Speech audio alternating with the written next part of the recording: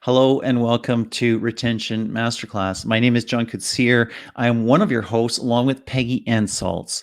Today we are chatting with a very interesting person. He is the inventor of the mobile growth stack, and we're going to dive deep into some metrics of engagement, AIC, RRF, RFM, and maybe even talk about a few mobile growth disasters.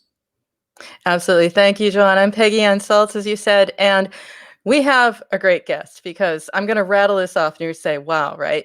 You said the growth stack. I would say he's my term for it, godfather of the mobile growth stack. I was there many years ago when he brought this up and said, here's what it looks like. And we were all astounded because it was so overwhelming. Since then, he and his agency have gone on. They have been named the best app marketing agency globally in 2019, best retention campaign as well, 2019, best personal contribution from our guest, keeps on going. He built the AIC framework we're going to be talking about.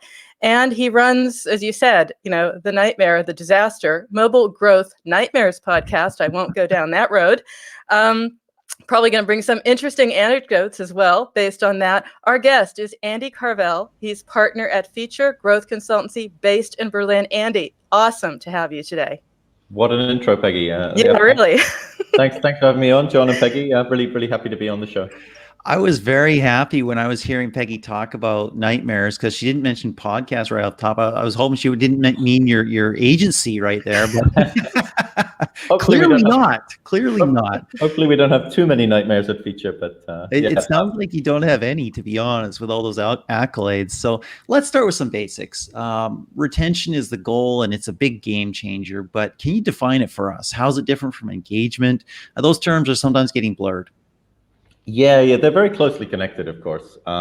So the way that I always kind of break it down is like engagement is what users are doing, within the app. It's the actions that they're taking, whereas the retention is whether they're coming back at all. So retention, like in its classic measurement, won't tell you what the user's doing when they come back, just whether they've come back or not in a given time period. Whereas engagement is really quite app specific metrics and measurement around like what's the user actually doing within the app. Are they doing something valuable? Are they just literally opening the app and then bouncing out again? That's something we'll talk about, I guess, with the AIC framework, which tends to break that down a little further. But yeah, that's kind of how I would define it. Retention, are they coming back? Engagement, what are they doing when they're there?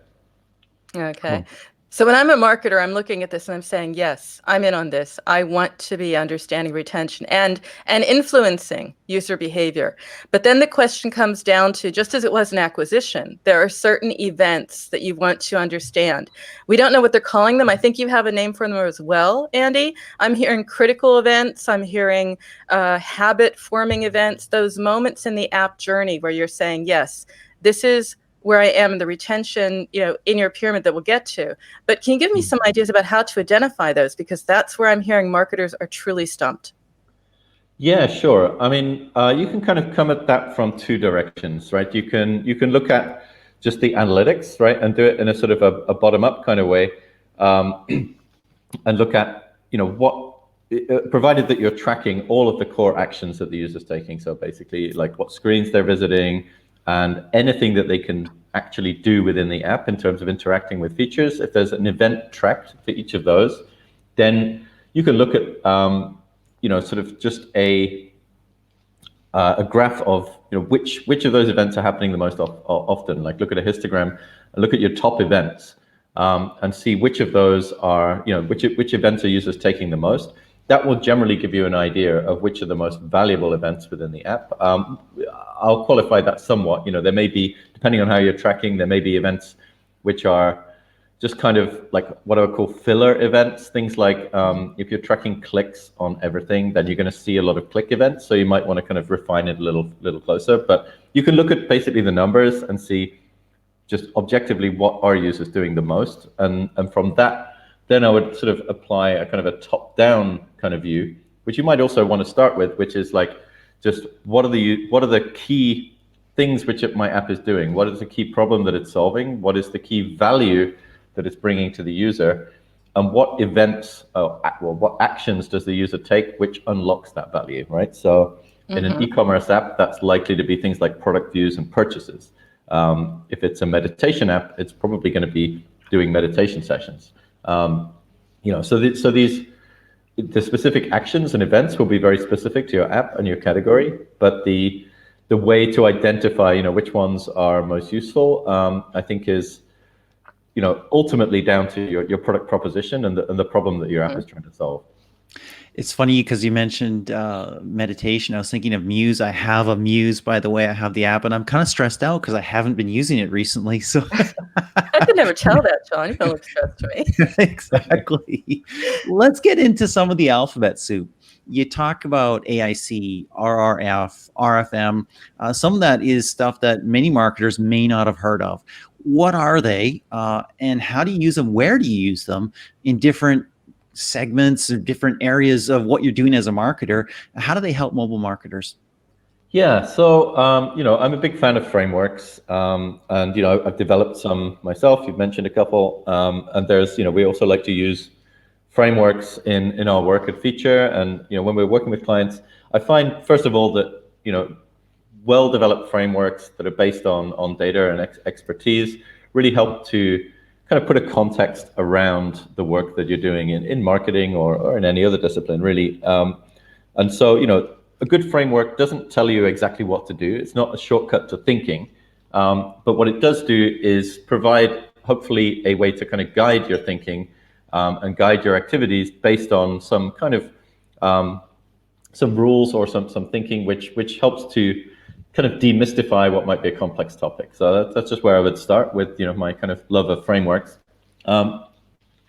Secondly, you mentioned three there, AIC, RFM, and RRF. I guess I'll tackle them in that order because I think that's a kind of a useful prism.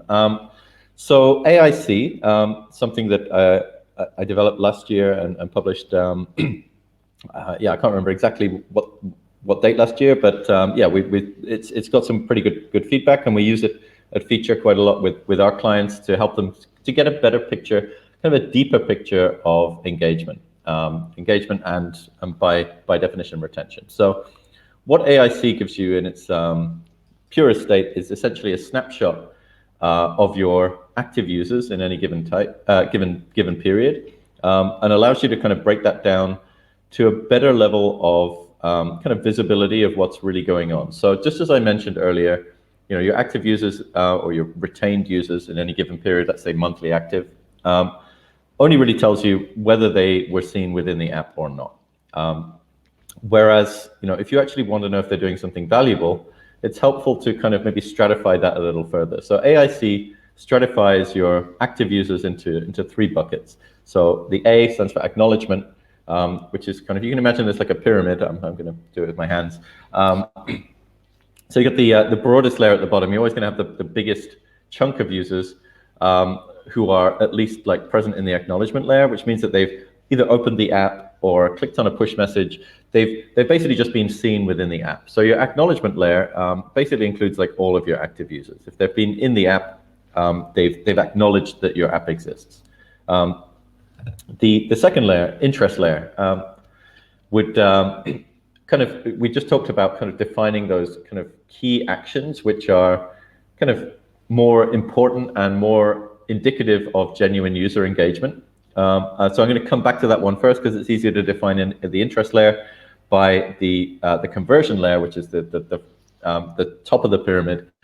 You've got usually a few users who are, or hopefully more than a few, who are taking what we call the core action, or it could literally be a conversion in the case of if it's a purchase, if it's an e-commerce app or something else where the key activity is buying, then it might be buying behavior.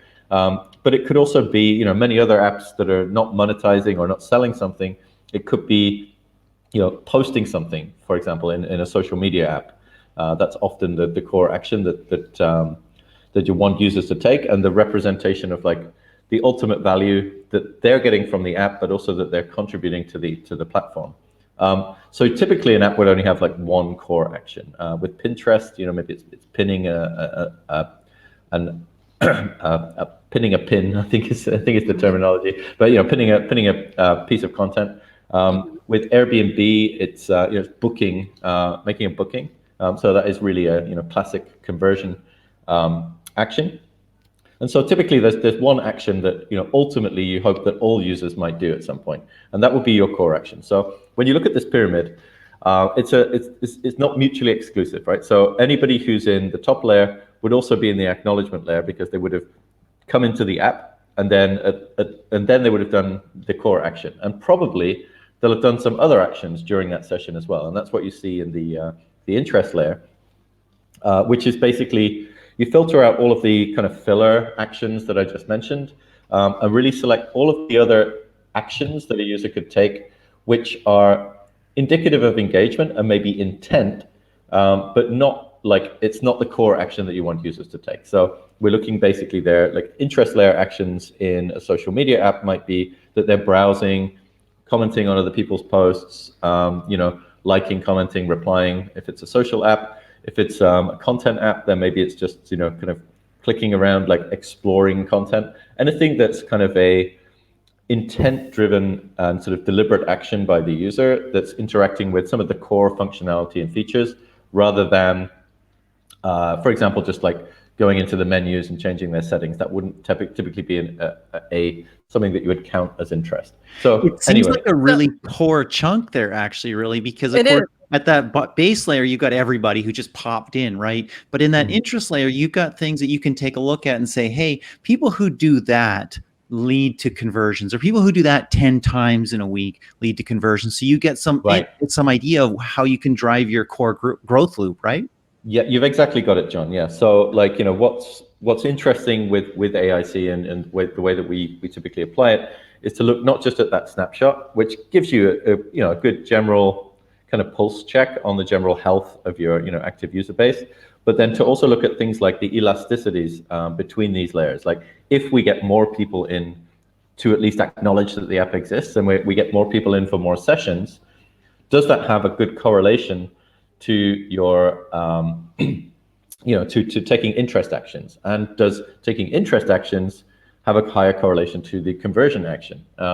And if the answer is like yes, and if those correlations are high, that gives you that can really inform your strategy in terms of where you want to drive users to, and how aggressively maybe you want to do acquisition, for example. If you see a really good correlation between acknowledgement and core conversion rather, then by all means, just turn on the taps and buy more users because you know that a decent chunk of them are going to convert. And so looking at these these ratios between the layers, what we call the elasticities, as well as just the trends over time, as you kind of make various changes in the app, then you can really start to understand the kind of engagement dynamics that you're seeing in the app.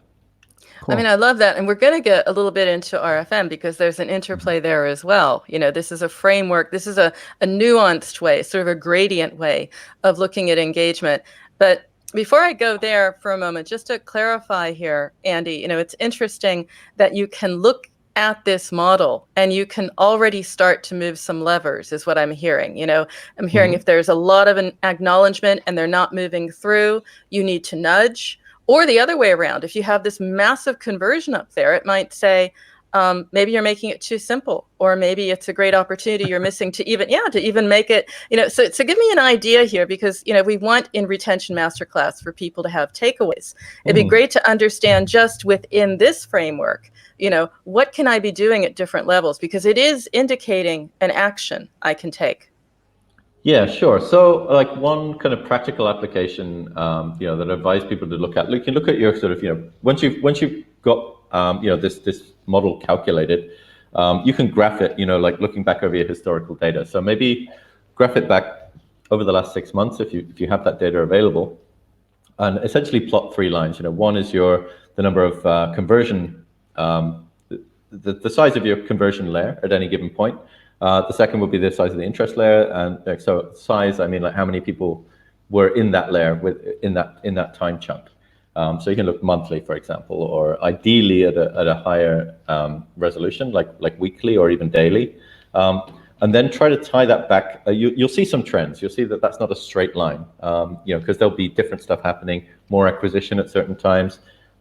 Maybe you've run special offers and things, and then you can start to sort of see how that how these dynamics were affected by certain key events in that last period. So when I talk about events here, I'm talking about sort of marketing events, things that you might have done. Maybe you had a product launch, or maybe you got featured in the App Store, or maybe there was a press release and you got like you got a bunch of you got featured in TechCrunch, and a lot of like extra users came into the app. You'll see whether these events or these activities were worthwhile from a conversion perspective. You'll see, okay, yeah, quite often, for example, you get featured on the App Store, your acquisition goes way up, but these users don't stick around.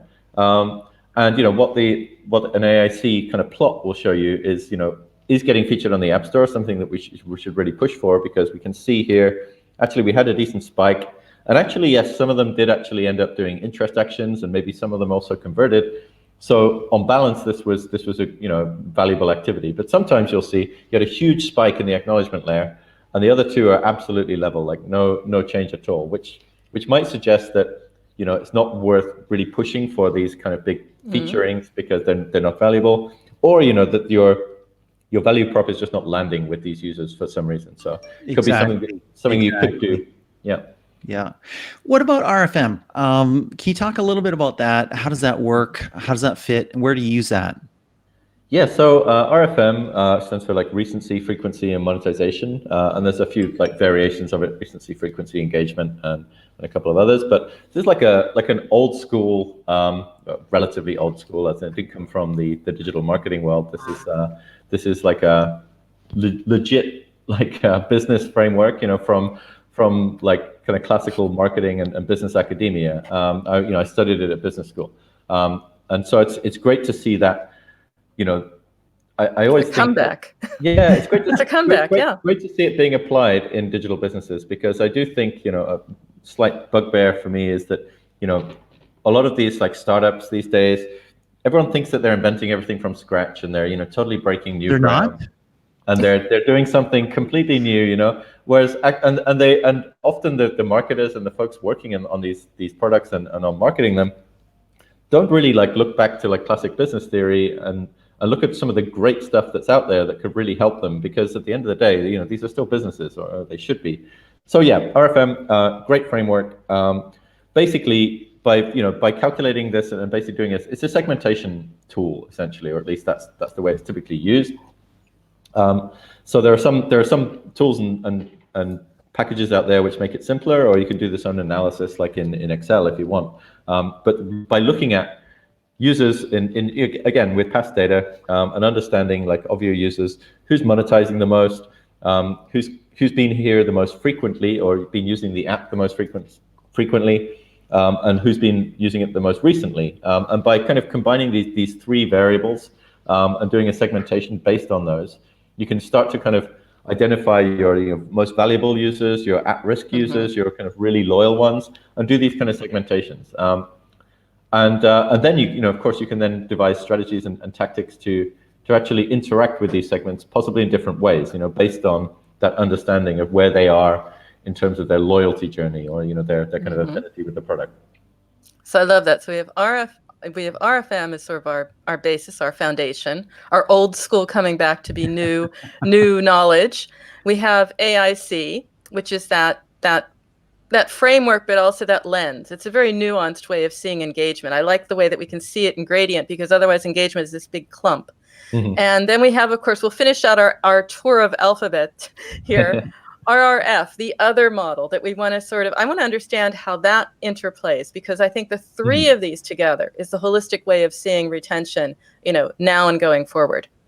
Sure. So RRF, this is one which I developed based on my experience building out a real-time notification service at SoundCloud when I was running the retention team there. And what I learned from building that system was that not all notifications are equal. And I was able to kind of distill it down to a kind of to these three variables: reach, relevance, and frequency. And these have a certain tension between them, as in it's quite hard to kind of get them all to be high. So the ideal campaign or notification. So now we're talking about interacting with the users, right? Interacting with the user segment. And you want to ideally be able to reach a large chunk of the user base or a large chunk of your target segment with any particular campaign or notification. You want to reach them with ideally the highest relevance of message that you can, which is typically achieved through better personalization of that message. And you can proxy relevance fairly well with click rate. If they're clicking and opening on your message, whether that's a push or an email or an in-app message, if the interaction with that is high, that gives you a good indication that your relevance is high. And finally, the frequency. How often can you send this particular campaign or this particular interaction to the user, and it's still being valuable and not just tolerated, but ideally actively appreciated by the user. And so the holy grail is really having something that you can reach all of your users or a very large amount of them with a high relevancy message at a frequency which they'll appreciate because the relevance is so high. And so there's this tension between them. And so RRF is really it's the actionable framework, whereas the other two are kind of more like your sort of planning stages, identifying and analysis.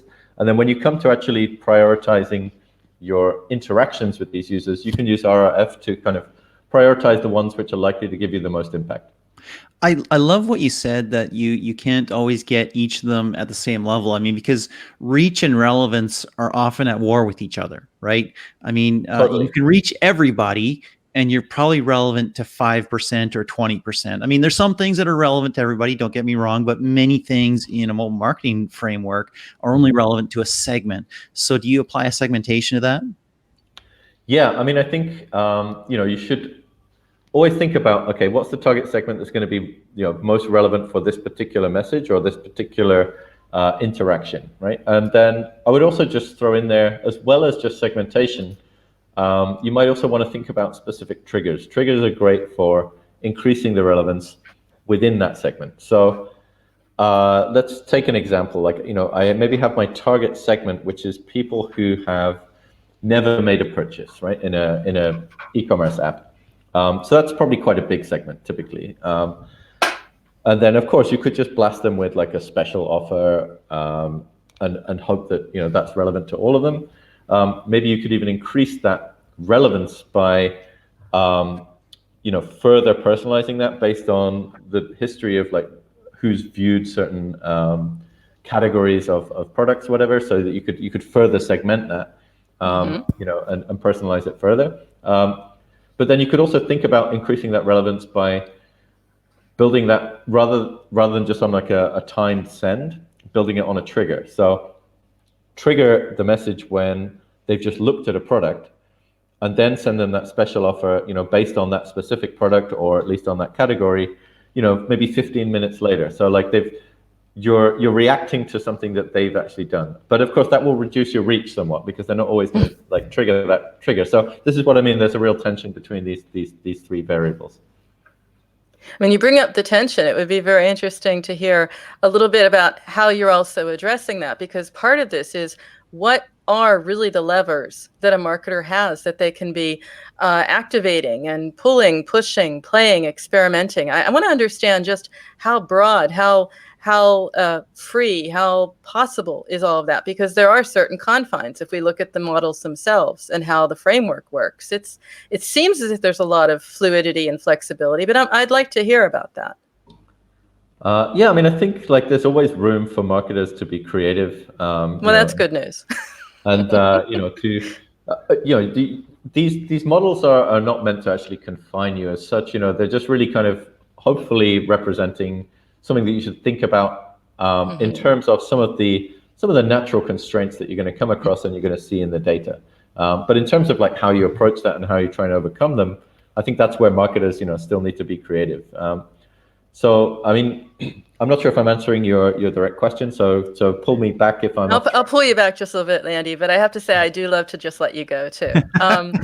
I really do. I enjoy this. I've known Andy, full disclosure, for like maybe 5 years, and every time he speaks, it's just another insight. So I'll challenge you on this, and I'll bring some practical stuff back in, Andy. Sure. I mean, it's really about, at the end of the day, influencing behavior. It's about influencing how I'm going to engage, how long I'm going to be in the AIC, if I'm going to go up to conversion, if I'm going to feed back into the RFM model.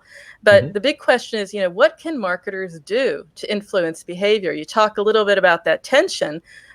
So how do they get to the best possible outcome? Yeah, great question. So in the mobile growth, short one too. in the mobile growth Easy one. stack, I've kind of built out the various levers that I see as being most relevant for increasing engagement and retention. That starts with product, right? If you don't have an engaging product to start with, you can kind of forget about everything else. If you don't have some level of product market fit, where you've got at least some audience out there who really appreciates the product proposition, understands it, and gets value from the app. If you're not able to see that from the numbers, then it's probably too early to be working anywhere except in the product itself. But once you do have some indication that you have an engaging product with some product market fit, the levers available would be things like working on your activation flows, your onboarding, doing things like lifecycle marketing and activity notifications through channels such as push, email, in-app messaging, possibly even SMS. SMS is actually still a valuable channel to at least to in some categories and to some audiences. You might want to look at doing more community engagement or community support in order to make sure that the user doesn't feel like they're on their own with this experience, but actually they're part of something bigger, or that they're just well supported by the company that's providing this experience to them. And maybe also gamification, I'd say, is something which not universally applicable, but you can incorporate gamification in lots of kind of quite interesting and subtle ways to non-gaming products. Things like run streaks and sort of celebrating continual usage can be a great way to increase engagement with an app over the long term. Interesting. I love some of what you said there. I'm going to highlight SMS for half a second, because it seems like just before kind of the apps became massive, SMS had a moment, and everybody was bringing out an SMS marketing tool, and it was really cool, and it was the next big thing, and then we all forgot about it. Many of us completely forgot about it. Apps became everything. And of course, there's much more data, there's relationship, there's all those other things that apps can bring. But the immediacy of SMS is really impressive. I mean, most SMS is a very high percentage get read, get seen, and a lot of them get acted on as well. So what I wanted to ask was, of the tools in the toolbox that marketers have, whether it's email, whether it's SMS, push, in-app messaging, all that stuff, what are they using too much of? What are they using too little of? So I think push is fairly saturated as a channel at this point. I'm a big fan of push notifications still. I've personally seen the value that push can drive when it's done well. And hopefully we did it reasonably well at SoundCloud. We certainly saw some, really good uplift, like 5 percentage points on retention when we launched that activity notification service, and we were able to increase it further through iteration on that. But I do see, a bit of push fatigue in the market. And also Apple and Google see that too, because they're making it easier to opt out of push and, to sort of make apps silent if they're being too noisy with push. So, I think push is fairly saturated, although it's still possible to drive value there for sure. Email, I mean, you could argue that email was saturated a long time ago, but it's actually still a valuable channel. So I would never advocate ignoring email as a channel. I think you'd be leaving impact on the table, but it's a tough channel, particularly now with GDPR and double opt-in and all this stuff. It's harder than ever to get email working for you as a channel, but I'd say it's worth the investment. But it's also not the first one I would build. Very interestingly, just on email, I noticed on my last newsletter, I had a 35% open rate, and I was like, whoa, I'm doing something right. Yeah, that's great. I mean, but I'm seeing that there is a shift in all of these. To be honest, we're going to have to look back at the metrics, because there is a shift now in all of these different formats. Email is cool because, hey, we're sitting at home a lot, and this is what we're doing. It's like, oh, maybe I will look at that after all. And congrats on that, by the way, John. Awesome.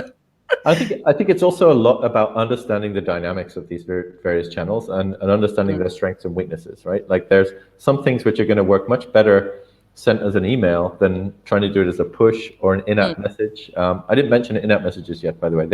That's a channel which I think is still in its infancy in terms of the amount of impact it can drive. And certainly what we're seeing at Phiture is, companies that really leverage in-app messaging to the fullest are driving tons of impact with it, like way more than the other channels that I just mentioned. However, if you want to kind of go into detail and have some long form content, or maybe a kind of a compilation of a lot of things that you want to say, or a lot of new content you want to communicate to a user, something like email is a much better channel for that, because they can read it in their own time. You've got much more real estate, to kind of go deeper on a topic than you can in an in-app message where you have just limited real estate on the screen, or a push where you have even less. You just have a few characters really to get your point across. So understanding the channel dynamics, I think, is really key to a successful CRM marketing mix. So you do, speaking of longer form content, Andy, that's what you do at Phiture. You put out these blogs. They're not one part, they're 3-part, 5-part. And you just have finished a 3-part blog, looking at the formats, in-app, email, notifications. You talk about where they fit. I'd love to know, where are we, I wouldn't say failing, but where are we, missing some opportunities? Because I think that you have a few favorites where you're saying if marketers just doubled down and got it a bit right, there would be great returns. Yeah, so I already mentioned in-app messaging. I'm going to keep banging that drum, just because I've seen firsthand how impactful it is. I saw that first of all when I started experimenting with that channel at SoundCloud, and we see it with our customers at Phiture every day. Like the ones that really embrace that channel and do it well, are really able to drive a ton of engagement, whatever that means for their app. It works for so many use cases, but of course only with their active users. You can't send an in-app message to someone who's not in the app. So in terms of like other wins that I'd say coming back to the RRF and thinking about that frequency, right? The F in RRF. What I see a lot of, and maybe this is a bigger topic, but I do see a lot of fear in general around CRM and growth experimentation, but I'd say particularly with push notifications, fear of sending too many. And I just said myself, that people are a bit fatigued of them. So it's not that fear is completely unfounded, but there is a lot of potential impact on the table there. And I think that if you frequency cap your notifications at a really low level and say, okay, we're only going to send like 2 notifications per week, because we don't want to overwhelm the user, and we're afraid of overdoing it. If you're doing that and you're not basing that on data, then you don't know. Maybe you could actually send 4 or 5, and actually the users would be very happy about that. Or maybe you can actually start to segment your users into folks who actually respond well to in-app to push notifications, or indeed any channel, and send them more. Put them into like a higher track where you're increasing the frequency, because maybe they're actually fine with getting 10 notifications, maybe in a single day even, as long as the relevance is high. But maybe there's another segment of users who really not responding to these and not opening them. So maybe you put them into a lower engaged track where you put them into a quieter track for your CRM. And so by kind of stratifying the frequency in a bit more of a nuanced way, rather than just saying one global frequency cap for our entire 10 million users audience, it's just not going to fit everyone. By doing that exercise, I think you can unlock a lot of extra impact. I love that because I know that there's and even for an individual, it's on a per app basis in some cases where I can get a notification from app. I'm like ticked off. I mean, why are you sending that to me? That's not relevant. I don't want that. I'm deleting you. Right. But in other apps, maybe that are more core to what I'm doing, what I'm working on, or something that I'm having fun with, I don't mind getting that messaging. Sure. Yeah. And it all comes down again to the relevance, right? If it's relevant enough, then you don't resent it. And you talk about core, and that's also part of this, because it all goes back to me understanding, what are the core actions? What is that interplay between what people want in my app and how my product is delivering that, right? And you've given us some great thoughts, some ideas about how we can move these levers around. Some of the formats we can be experimenting with or taking more of an advantage of, focusing more on. But at the end of the day, it's that interplay between product and marketing. And I love it because I'm hearing a lot of people tell me product is the new marketing. And that gives us a new sandbox to play in. Of course, it's maybe not all that easy because product is product and marketing is marketing. And, it's a lot about bringing the two of them together as teams, not just the two concepts together. It's easy to say product is new marketing, but what are you seeing with your clients? I mean, it's about also making it possible for them to work together. A little bit of politics as well, to be fair, Andy. Yeah, I do see politics, in various organizations, and Never. Yeah, I mean, it's all kumbaya over here. Yeah, a lot of this also comes down to fear in my book. Fear often, between different departments, it's fear of the unknown sometimes. Particularly like growth experimentation. It's a relatively new thing. When we're doing this every day and thinking about this, it's kind of old news. Test often, test. Like data driven, run fast and break things. This is all kind of, just kind of part of our language, but still, like there's a lot of kind of more old school thinking going on in some product teams and some design teams, even in some marketing teams that that I've come across. And so I think there's, these teams have to really work hard together. And I'd say that, being part of the newer discipline of data-driven growth, the onus is really on that team to take the lead here in like, evangelizing and explaining the processes and the methodologies around like the work that they're doing, and to kind of get the other stakeholders of the company on board with this idea of growth experimentation to start with, and then you can really start to talk about specifics like maybe running some in-app messages, which products sometimes object to because they feel like it's kind of running over their product and their nice designs, and there's various kind of tactics and tricks. Not tricks exactly, but things that I would suggest. Like I've seen product teams get won over on in-app messages, particularly once they see that actually they can prototype some new things which they were going to build out over 3 or 4 months as features. You can actually get like a smoke test done with like a kind of a prototype version. You can build it as a HTML5 in-app message with JavaScript that looks exactly like the final feature is going to look, and maybe has 80% of the functionality.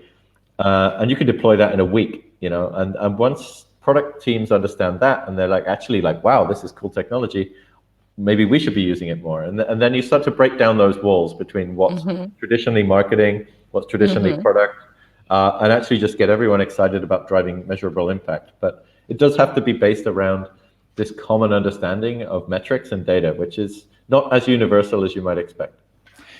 That's super interesting stuff. And you may see some research come out from Peggy and I about that in the next few months or so. I want to turn our attention to the growth stack. That's super terrifying to some image of all these boxes and layers and tiers of tools that you can use to grow in mobile.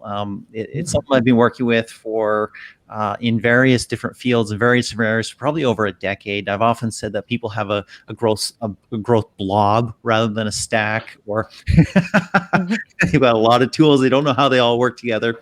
I don't know if anybody has them all in every box. And, are they slimming down because of recession or scaling up because they have to be more intense? Talk to us a little bit about what's essential and what you look at as maybe a starter kit, what you absolutely need to have, what you can add, and if you've ever seen anybody with a tool in every box. Yeah, sure. There's so many tools out there, a lot of off-the-shelf stuff, and then there's also a lot of teams are building their own tools and technology to do bits and pieces. So, it can also be a mix of, in-house and commercial stuff. And yeah, definitely, it's more often than not that we see a company that's got a mishmash of various tools that are not really well integrated and not really driving the value that they should be. Versus a really well architected tech stack. This is why I added like the tech layer to the mobile growth stack framework in the last iteration that I did.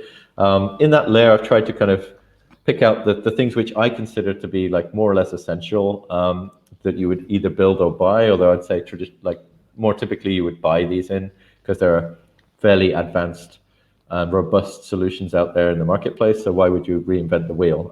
So for me, that would be analytics, install attribution, unless you're not doing any paid marketing at all, in which case maybe you can skip attribution. CRM or marketing automation has so many different names, but there's something that allows you to interact with users on these channels that I just mentioned. So push, in-app email in a segmented way. And then, you also need like deep linking functionality, whether you build that yourself or whether you use a tool like Branch to make sure that you can get drive users from these messages or these interactions, into every different part of the app with a well-architected deep link schema. That would be my personal recommendation of like the basic boxes that you want to tick. Everything else is kind of gravy. Interesting. I had to think when you're saying, unless you're going to build that yourself, I would say if you're Machine Zone, right? You build everything in-house, we control it all. That may change. They just got acquired by, was it AppLovin?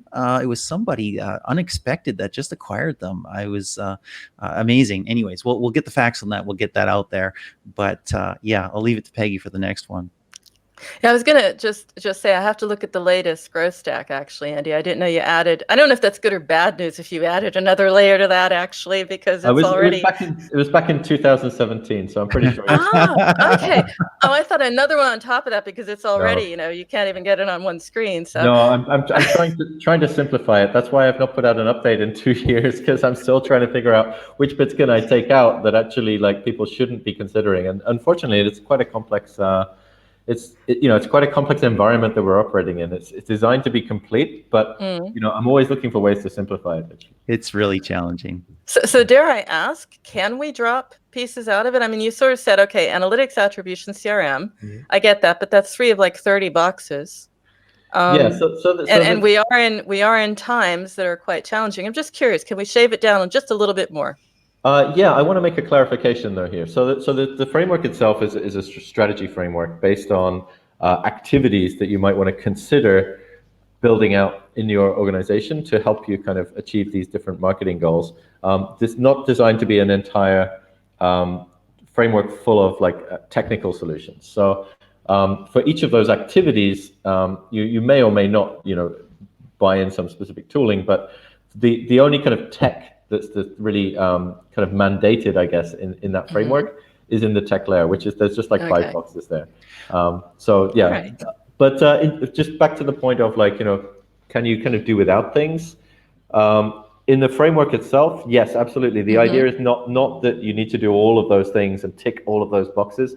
Quite the opposite, actually. It's like a good strategy should be about being carefully selective about the things that you focus on and all of the stuff that you don't focus on. You're making trade-offs all the time. And what the mobile growth stack hopefully does for marketers is to help them to consider everything, the whole, and then kind of zero in on the things which make the most sense for them at that particular period based on their goals. So the idea is not that you have to do all of the things in the mobile growth stack. That would be definitely overwhelming. I love that. Yeah. And I'm super thankful that you made that clarification, because I've had this impression sometimes from marketers, they needed to fill every box or they weren't doing their job, and they simply didn't have enough people to manage that quantity of tools and even know what was going on in all those tools. I also love that you said it's strategic, not tactical. Figure out what pieces you need and what you don't need and use those. So that's really, really cool. By the way, I just did a quick check while Peggy was talking, while Andy was talking, and yes, Machine Zone was acquired by AppLovin. And yes, that did surprise me. But anyways, we've got to end pretty quickly here. We know you've got a hard stop to go to, but we have this one question about retention marketing, and that is, hey, what's the kind of uplift? What's the kind of bonus that I get when I focus on retention marketing? When I focus not just on acquisition, but I focus on, hey, I've got these people. How do I maximize the value of the users that I've gotten? What kind of lift have you seen when people put a significant focus on retention marketing? Yeah, it's a great question, John, and I'm going to give you a vague answer on it just simply because you're fired. As with most things, it really does depend, right? But there's always upside to be had, and it requires quite some effort. There needs to be like a a concerted like kind of decision by the company, really, like, company level. Hey, look, we want to really work on this. Like, ideally, it's an effort that never really ends, but certainly you need to put some effort in, and over a considerable period. Like, retention is a slow moving metric unless you're doing something drastic with your acquisition, actually, which brings in a completely different cohort of users with a completely different retention profile. That's actually the quickest way to influence your retention, by the way. But assuming that you're already doing acquisition that's bringing in like good quality users, and you want to then improve the experience and the interactions with those users to keep them around for longer. In my experience, it's possible over a 6 to 12 month period to increase that retention, let's say month one retention, by several percentage points, which maybe doesn't sound like a lot, but if you can increase retention by 5 percentage points, that compounds over time in terms of could mean millions of extra active users over the year, for example. And over 2-3 years, because you're keeping that retention hopefully over the long term, it can really make a huge step change to the business and the whole dynamics of the business. It plugs a few holes in the bottom of that bucket, which is critical when you're looking at long-term growth. Absolutely. So yeah, I'd say 5 percentage points would be a really good win over a 6 to 12 month period. Depends on where you start from as well. Maybe it's definitely possible to get more than that. Maybe 10 percentage points would be knocking it completely out of the park, right? So this is important for people to understand, because if they're looking to increase retention by 20%, forget it. Like, you're not going to do that unless it's 0%. Yeah. Or unless you've reached marketing nirvana, which will bring me to my closing question, Andy. I mean, it's great to have you here. You share so much. You give us some takeaways. But, what's the biggest learning for you in recent times? First of all, you have these clients. Secondly, you were on a trek to Nepal. So you've had this experience, a lot of experiences to share, a lot of learnings to share. What would it be? Okay, I'm going to pick two because I'm always on the fence on picking favorites. But so first of all, with COVID-19, the whole coronavirus situation, it's been a great learning for me to see that certainly like my company's team is able to work remotely very effectively. But also I see that generally most people are managing that, and it's interesting to see how companies that were really resistant to that in the past have actually found like, wow, that this actually works just fine. Which makes everyone wonder like why we all need to go to the office all the time, I think. And secondly, on a more retention note, even though it's not specifically related to retention, I think it comes back to this organizational fear and stakeholder management question. As well as helping our clients with the strategy and tactics of improving retention. I've realized lately that actually sometimes our job as consultants at Phiture is also to help empower the team that we're working with to evangelize growth and to unblock stakeholders, within their company to actually, unblock that team to do the great work that they're capable of. And so I'm on this kind of evangelization mission lately, like really looking at like how can I help our clients to really sell the idea of growth within their company. That's why I keep talking about it, because I've seen it lately with a few instances where working with a really great smart team who seems like really actually they're quite restricted by what they can do because they have to run things past the legal team, the product team, the design team. And it's like, okay, can we get everyone talking together and establish a kind of a rules of engagement that allows this team to do great work and great growth experiments and drive their metrics up? Wonderful. Wonderful. That's incredible. That absolutely is. Andy, it's been wonderful to have you on Retention Masterclass, sharing all of those ideas and sharing this last personal mission. I think, John, gives us something to think about. We are able to pull this together. It's really about evangelizing, believing, experimentation. Just inspiring. Thank you so much, Andy. Thanks for having me. It's been wonderful. It's been a real pleasure to have you. It's our first time meeting for you and me, so real pleasure to get to know you a little bit. For all our listeners, whatever platform you're on, please like, subscribe, share, comment, all the above. If you love this podcast, please rate it, review it. That'd be a massive help. Absolutely. And until next time, and we're going to have many more guests. Some are coming, some almost as amazing as you, Andy, I have to say. Until next time, Stay well, keep safe. And I'm Peggy Ann Salz with Retention Masterclass. Wonderful. Thank you, Peggy. I'm John Koetsier. Have a great day.